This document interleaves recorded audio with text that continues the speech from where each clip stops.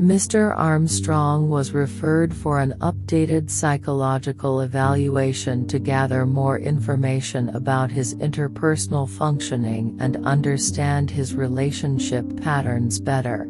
The reader is referred to his 2017 evaluation for background information. Mr. Armstrong was told that anything he said could be included in this report and he should not consider it confidential. He was instructed the report would be sent to the United States Probation Office.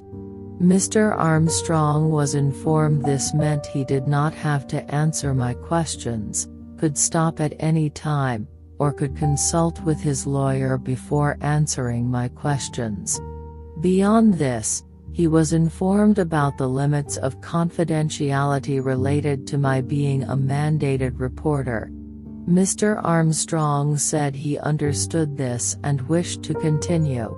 Mr. Armstrong said he had been in sex offender treatment for the past 9 years.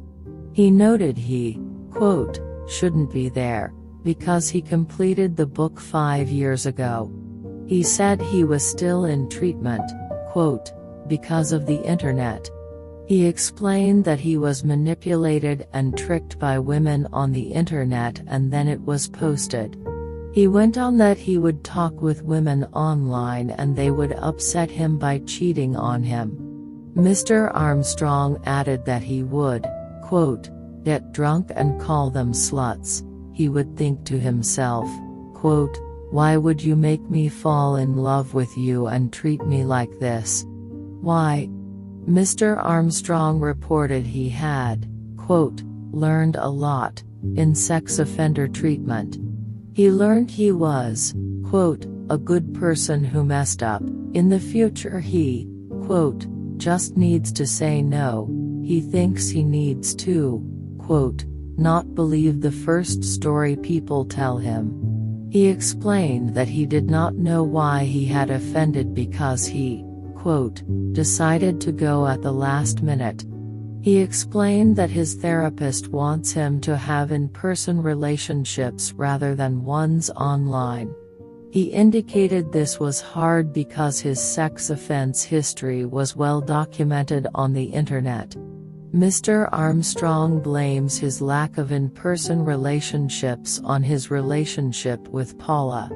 He noted that they spent a lot of time together after she broke up with her boyfriend.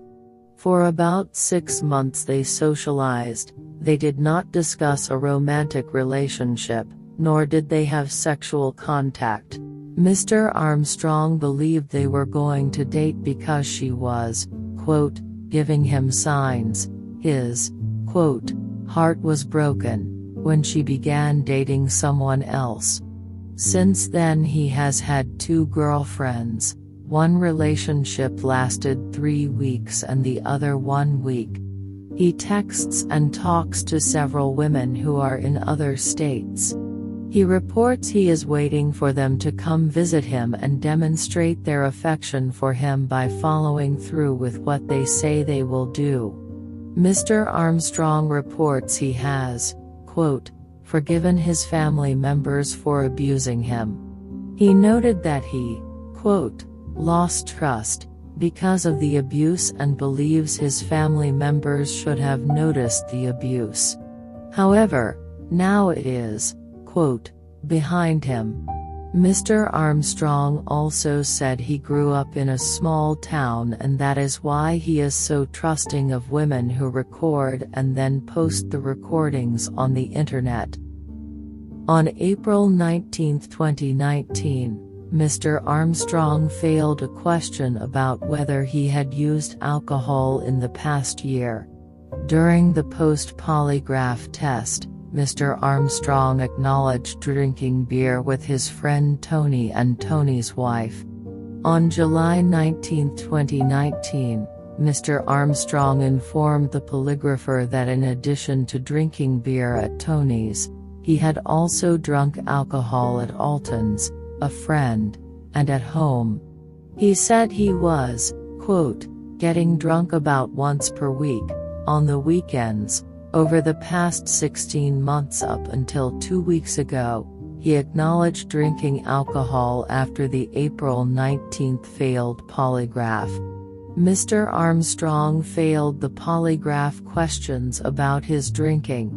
He explained that he, quote, may have minimized his drinking with Tony. On June 9, 2020, Mr. Armstrong failed a polygraph about accessing the Internet. He said that he had his aunt access the Internet for him during job searches. He denied accessing the Internet by any other means. On July 13, 2020, Mr. Armstrong acknowledged he had accessed his mother's computer to look at YouTube to, quote, find out what people were saying about him. He passed the polygraph questions about other computer use. On February 17, 2021, Mr. Armstrong failed a polygraph test about accessing the Internet, searching for media involving minors for sexual stimulation, and using fantasies involving minors for sexual stimulation in the past 7 months.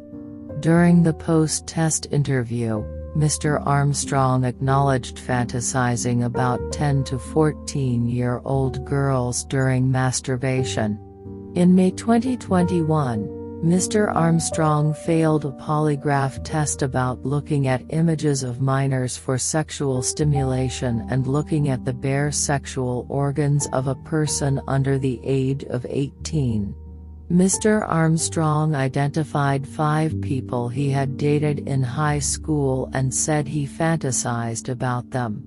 He acknowledged having sexual fantasies about a 9-year-old girl who is on TV and sings the national anthem wearing a short dress. He acknowledged watching Little House on the Prairie and masturbating to Mary. He did not indicate what age she was at the time. On January 4, 2022, Mr. Armstrong passed a polygraph test on accessing the Internet, looking at pornography, and drinking alcohol. A noted titled post-conviction, Ph.C. treat entered 2100 hours by Mr. Oswald, noted that Mr. Armstrong had made 38 calls between 2:30 p.m. and 9 p.m. They found Mr. Armstrong had sent multiple text messages. At least one of these text messages was accusatory in nature, stating something to the effect of, I know you have the ringer off so whoever you are with doesn't hear it. Many of the text messages contained profanity. Mr. Armstrong explained the texts and phone calls were to Nikki. They had previously, quote, been involved, and she had filed a harassment complaint against him.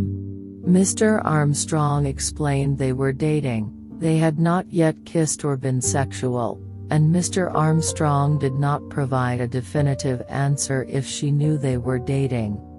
An objective inventory of adult personality, the PAI, assesses psychopathological syndromes and provides information relevant for clinical diagnosis, treatment planning, and screening for psychopathology. Mr. Armstrong answered all the questions in a consistent manner.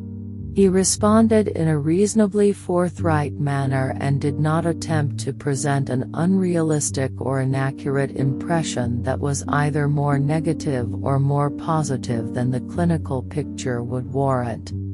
Mr. Armstrong's self-description indicates significant suspiciousness and hostility in his relations with others.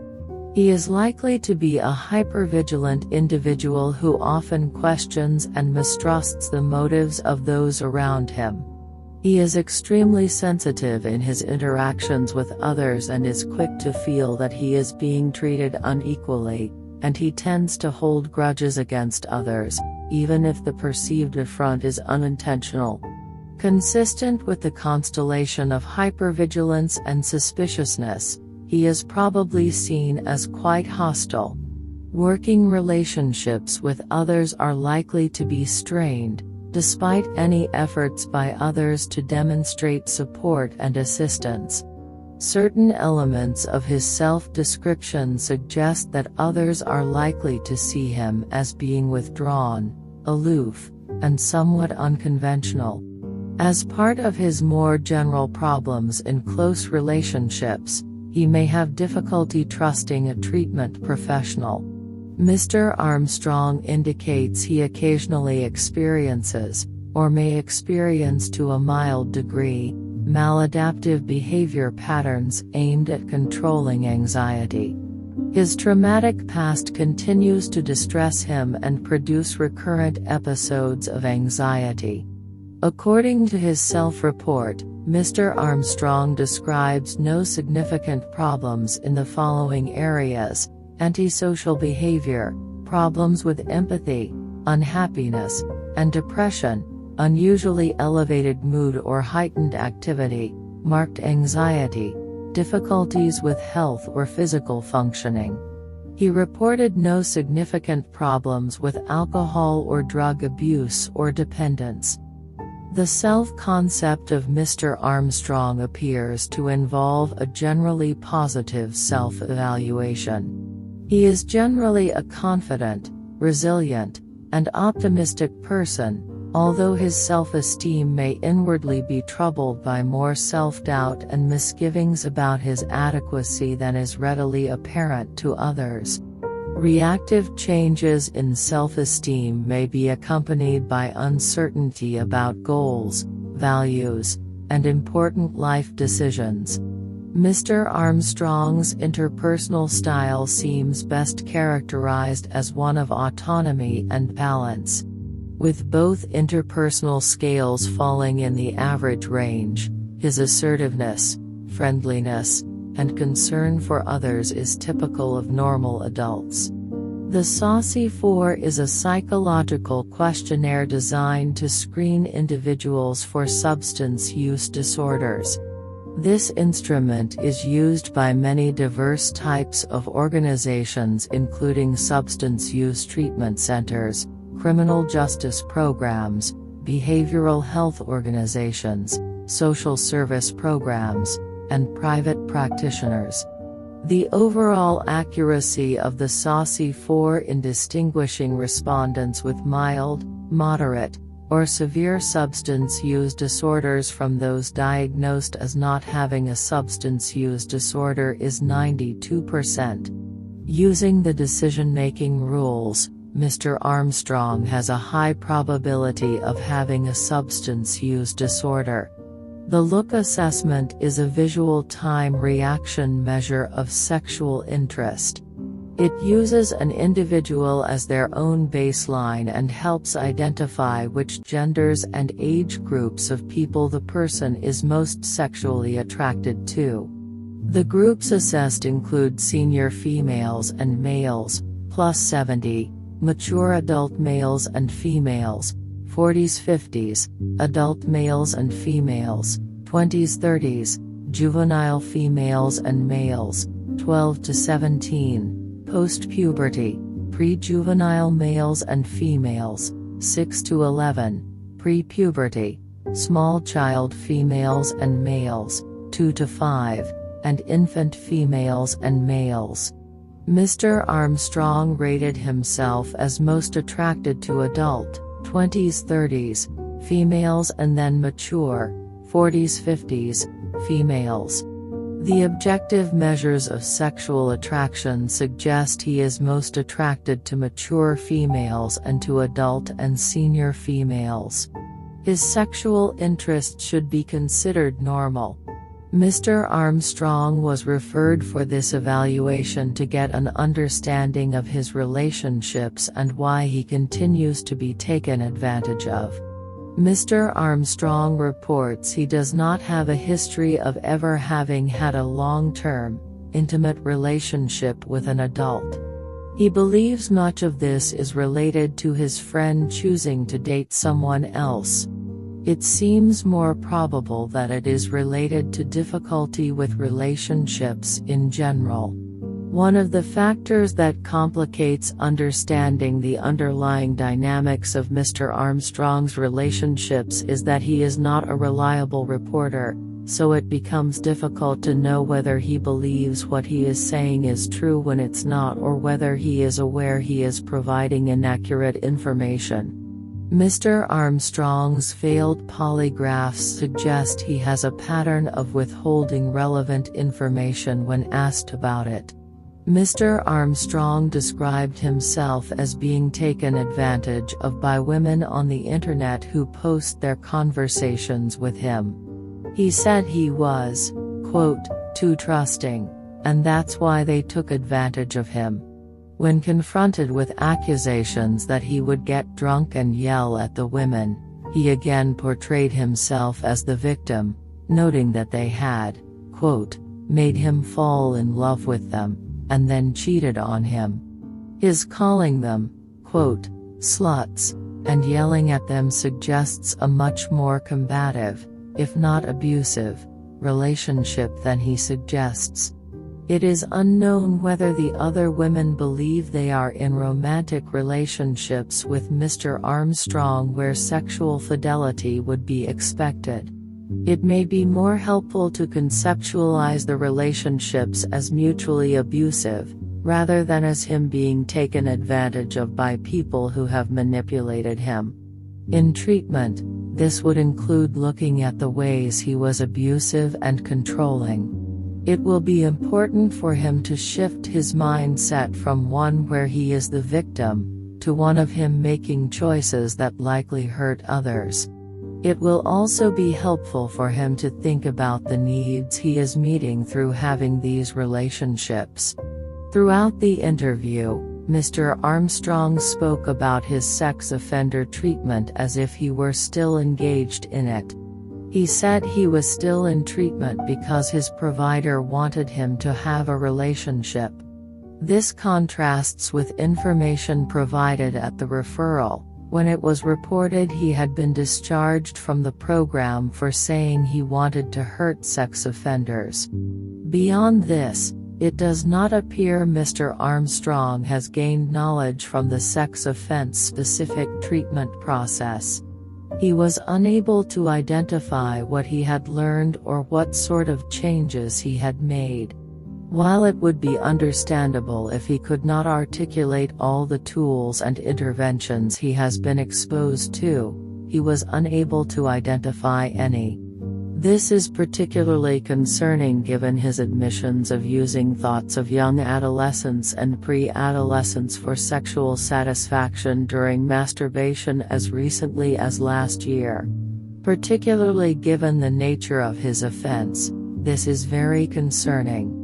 The look assessment suggests Mr. Armstrong is not primarily attracted to prepubescent children. This suggests that his use of adolescent girls for masturbatory fantasies is more about his ideas of the relationship, rather than the aspects of the body.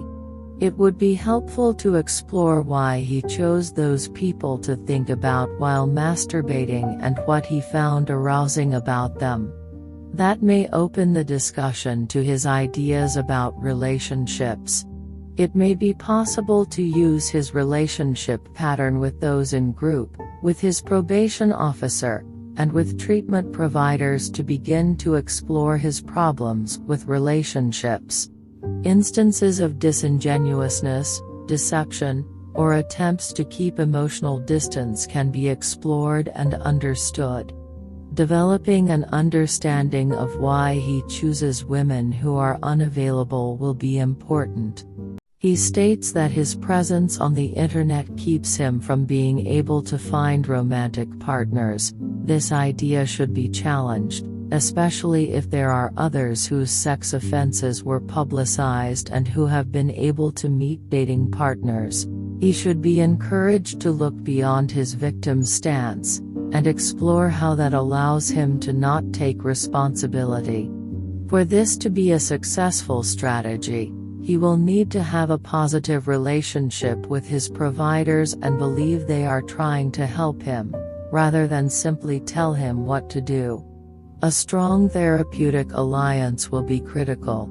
This may be difficult given Mr. Armstrong's difficulty trusting treatment providers. Mr. Armstrong has reported a family history full of sexual abuse. The extent to which these generational patterns may have impacted Mr. Armstrong's interpersonal functioning is unknown. There are several ways the family history of abuse may be impacting Mr. Armstrong. First, the family system may not have taught Mr. Armstrong the skills necessary for a loving, interdependent relationship. It may have taught him that relationships are best managed by maintaining a facade, and that people are not to be trusted. This is consistent with the results of the PAI. It may also be that the history of abuse has taught him antisocial values and patterns. That is, the abuse may have taught him that saying things that are untrue and being verbally aggressive are the best way to navigate relationships. Mr. Armstrong reports he does not drink alcohol. He did not add that he had recently stopped. The saucy suggests there is a high probability of him having a substance use disorder. If he has recently stopped drinking, this may account for the scores. However, if he has not stopped drinking, he is unlikely to connect the problems he experiences with his alcohol use. Mr. Armstrong should not drink alcohol, and he would benefit from changing the patterns that support his drinking. He readily acknowledged getting drunk and yelling at people with whom he considered himself to be in a romantic relationship. There may be other times when his drinking has caused him problems in relationships. This would be worth exploring with him.